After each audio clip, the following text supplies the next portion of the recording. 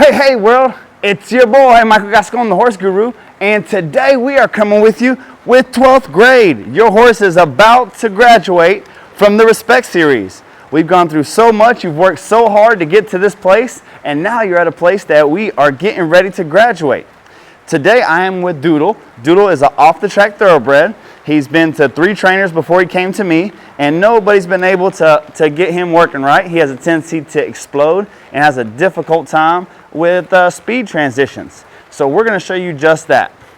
By this time you should already have a respectful horse that respects you under saddle and on the ground, a horse that gives to pressure, and a horse that can give and go, which means that they can flex and move their feet at the same time.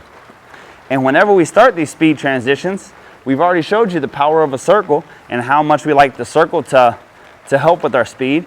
But what I want you guys to do is whenever we send him forward, instead of trying to slow him down anytime that he speeds up without us asking, we're just going to soften him instead. So instead of trying to hold straight back, remember, the only 3 things the horse can do from the saddle is buck, run, or rear. All 3 things, they have to be locked out and centered to do it. We're going to ask him to give his head to the side. So whenever we're ready, we're going to ask him to move off in a trot. I'm just going to squeeze my legs, ask for that first transition here. And anytime he picks his head up or tries to speed up, I'm just going to flex him and release.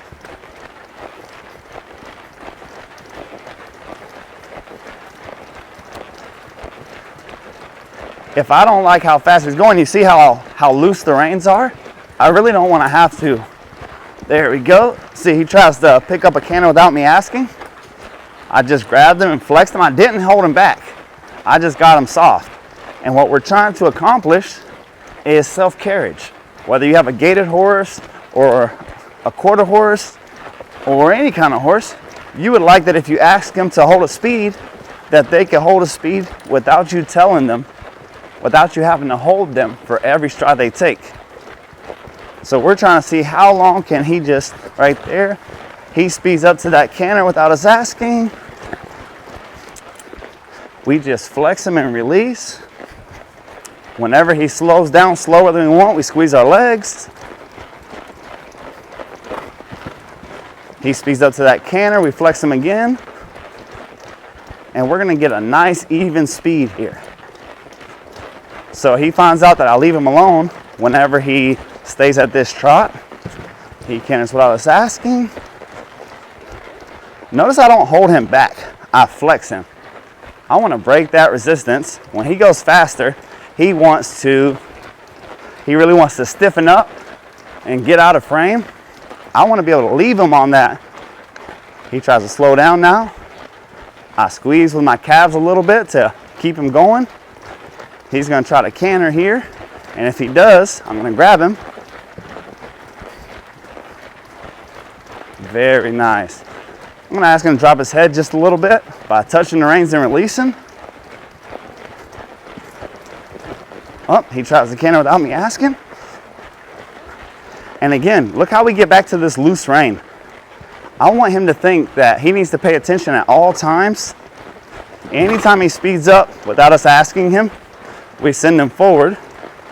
Anytime he speeds up, we flex him. Anytime he slows down, we speed him up. All right, he's done good for a couple laps. Let's switch direction. Look where we're going. Pick his head up over his butt. There we go. And we're going right back to that. By this time, your horse should already have the concept of giving his face and going at the same time. And we're doing just that. Anytime he looks up or over or out of the fence, we ask him to put his face where we want it. See how he starts building on his own? Whenever he breaks that trot, I'm going to flex him here and release, and flex him here and release. And I'm not saying don't canter. I'm not pulling him straight back. I'm just making it difficult to do what I didn't ask for him to do. And trotting on a loose rein right there, I'm making that very easy.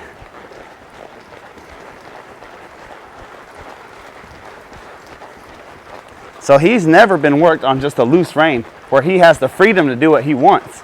So anytime you would give him an inch of rein, he would take off with you and try to run away with you. Now he's starting to figure out, wait a second, if I run off, he's gonna grab me. If I stay at one speed, he's gonna leave me alone. Well, you could do the same thing with the Paso Fino. You could do the same thing with an Arabian, a quarter horse, a draft horse, a pony. If every time they're doing what you ask them, you completely leave them alone and they're on a loose rein just like this, and whenever they speed up or slow down, you push them or flex them, very quickly, they try to do whatever you're asking. Much better steering that time. He had a problem steering to this left side here, so let's try this again. Outside leg, outside rein. Nice. Now, we're gonna ask him to canter. Put his head down first, and I'm gonna put my right leg back. And I want him to canter. Not to run away, not to go fast. I'm not excited about this. I'm cantering on my left lead, so I'm sitting back and on his right hip. I don't want to be sitting out in front, chasing him, asking him to go faster forward. I want to sit back here, not adding any energy so that he doesn't get excited about going forward. And I simply want him to be able to hold this speed as long as I ask. Before, when you would ask him to canter and you're on a long line like this, he would just run off with you and stick his head in the air.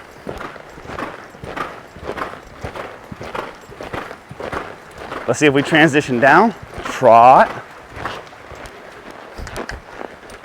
He tried to get to a walk, so I squeezed my calves.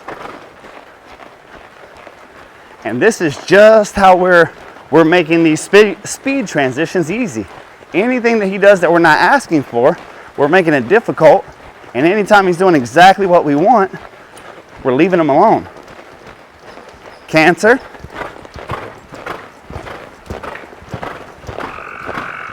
And again, he speeds up more than what I want. I want a nice collected canter. I just flex and release. Flex and release. There we go. That's the canter I want. I don't want him to be in a rush. I don't want him to be giving me any real energy. Trot. Much better transition there. He didn't think about stopping or walking.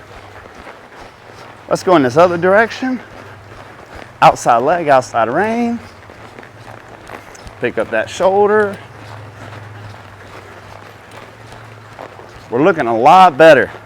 I'm loving how he's on this loose rein and how he's not in a hurry to run away. A lot of people think that thoroughbreds like to run. No, off-the-track thoroughbreds like to run. Horses that they've been tried to go fast and that's all they know, well then those horses like to go. But if you start one from scratch or you rehab one, you'll notice that they're just as relaxed as anything else. So I'm gonna ask for that canter. I'm gonna ask for my right lead.